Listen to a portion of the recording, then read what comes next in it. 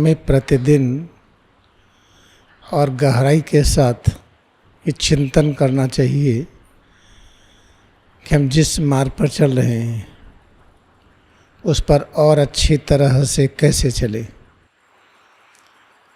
अच्छी तरह से चलने की प्रविधि को द्रुपद कॉन्शसनेस कहा जाता है। ध्रुव का मतलब तीव्र, पद का अर्थ है चलना।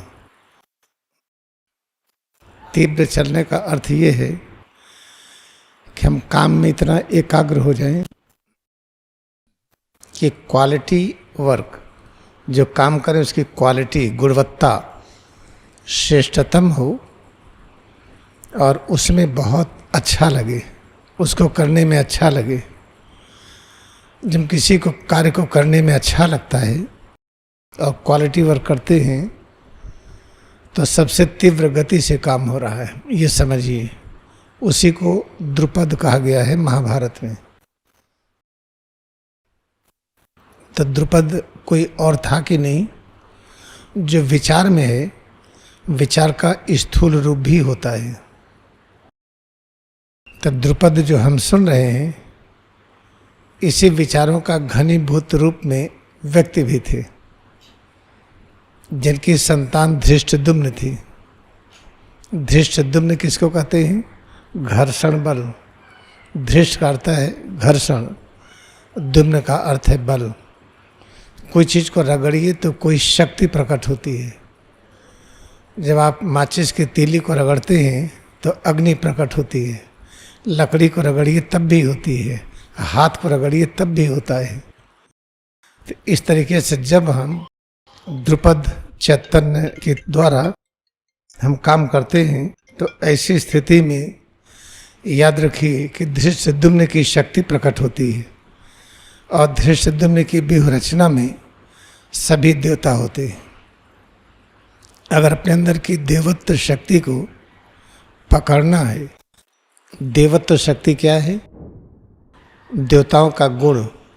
देवताओं का गुण क्या है?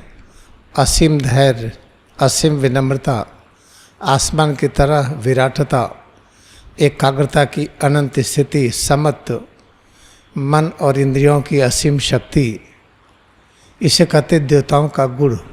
हम चाहते हैं कि देवताओं को गुण एकत्र हो जाए अपने में, तो हमें धृष्टद्युम्न की शक्ति को प्रकट करना होगा। कैसे प्रकट होगा? द्रुपद से। महाभारत में देखिए तो द्रुपद की संतान धृष्टद्युम्न और द्रौपदी।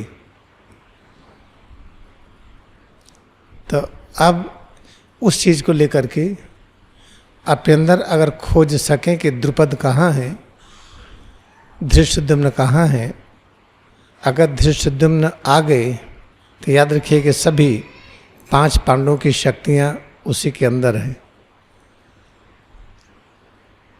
ये बहुत ही महत्वपूर्ण है इसको समझना। तो हम करें क्या? हम जब हम क्रिया योग ध्यान करें, अपने स्वरूप में एकाग्रता बढ़ाएं, हम सिर से पैर की उंगली तक इसमें एकाग्रता बढ़ाते जाए तो शरीर और मन के बीच में घर्षण प्रकट होता है। तो एकाग्रता बढ़ाने में हम इतने लीन हो जाएं, इतनी अच्छी तरह से एकाग्र हो जाएं कि अच्छा लगने लगे। तो एकाग्रता बढ़ाने का एक कर्म है। इस कर्म को करने में जब नित्य नए आनंद की अनुभूति होने लगी तो वही द्रुपद प्रकट हो गए और फिर उसी से शक्ति प्रकट होगी जिसे योग अग्नि कहते हैं, घर्षण बल कहते हैं। मन और शरीर के बीच में जो दूरी है, जब दोनों को निकट लाइए, शरीर और मन का घर्षण होता है तो शक्ति प्रकट होती है, जिसे योग अग्नि कहते हैं। और वही धृष्टद्युम्न की शक्ति है। फिर अपने अंदर 5 देवताओं की शक्ति प्रकट होगी। जीवन में विराटता आएगी आसमान की तरह, अनंत धैर्य होगा जिसकी आवश्यकता है, अनंत विनम्रता होगी, एकाग्रता की अनंत स्थिति होगी, मन एकदम एकाग्र हो जाएगा, समत्व होगा जिसे सुख और दुख कहते हैं, दोनों परम आनंद की तरह होगा। हम लेटे हों, बैठे हों, खड़े हों, काम करते हों, चलते हों, हर समय जितनी तरह की अनुभूतियाँ होंगी वो नित्य नए आनंद के रूप में होंगी। इसी को समत्व कहते हैं। फिर मन की इतनी शक्ति होगी, इंद्रियों की इतनी शक्ति होगी कि उसको अनंत कहते हैं। और ये आवश्यकता है हम सबके लिए।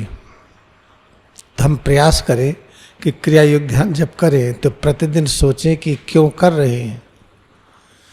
इसलिए कर रहे हैं कि ये जो स्वरूप है एक दिन अदृश्य होना है। तो अदृश्य होने की क्रिया क्या होगी हमारी? क्या अस्पताल में होंगे? क्या आईसीयू बेड में होंगे? कि और किसी प्रकार की दवाओं के बीच में शरीर छूटेगी? कोमा में होंगे, डीप कोमा में होंगे, लाइफ सपोर्ट होगा, या परमहंस योगानंद की तरह अपने संदेश को दे करके स्वेच्छा से हम चले जाएंगे। स्वेच्छा से जाएंगे तो स्वेच्छा से जन्म भी लेंगे। अगर जबरदस्ती गए, आईसीयू में गए, अस्पताल में गए, बीमार होकर के गए, नहीं जाना चाह रहे थे तब भी गए, तो स्वेच्छा से जन्म नहीं ले पाएंगे। फिर तो लाइन लगी रहेगी, उसमें आ गया नंबर तो ठीक है, नहीं तो कभी कभी हजारों वर्ष तक इंतज़ार करना पड़ता है। तो जन्म लेंगे क्यों हम? क्योंकि ज्ञानी बनना है। कौन सा ज्ञान? एक ही ज्ञान है, हम निराकार हैं, सर्वव्यापी हैं, ये ज्ञान है, लेकिन माया का ज्ञान नहीं है। तो माया का ज्ञान क्या है? कि हम पूरे ब्रह्मांड को कैसे बना लें, कैसे अपने स्वरूप को बना लें, पेड़ पौधों को बना लें, ये सब माया का ज्ञान है। तो माया के ज्ञान को प्राप्त करने के लिए बार बार आना पड़ता है। जब माया का ज्ञान प्राप्त हो गया और निराकार परब्रह्म का ज्ञान तो प्राप्त है ही, गहरी नींद में प्रतिदिन जो अनुभूति करते हैं, ऐसी गहरी नींद जिसमें स्वप्न नहीं होता है, वह निराकार परब्रह्म की ही अनुभूति है। वो तो प्रतिदिन होता है, लेकिन जब जगते हैं तो माया का अधूरा ज्ञान होता है।